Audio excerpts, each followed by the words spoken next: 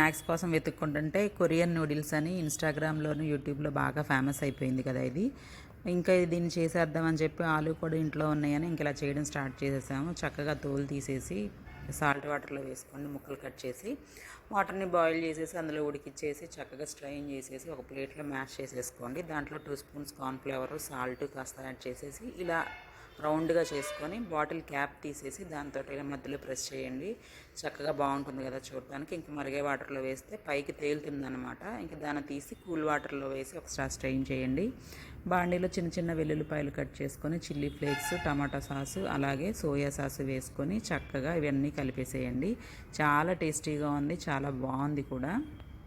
స్కూల్కి కానీ evening snacks కానీ చాలా బాగుంటుంది. ఇంకా వెతుక్కోవడమే కదా. ఆలు అంటే సూపర్గా ఉంటుంది. అందులో డీప్ ఫ్రై కాదు కాబట్టి ట్రై చేయొచ్చు. తప్పకుండా మీరు ట్రై చేసి ఎలా ఉందో చెప్పండి.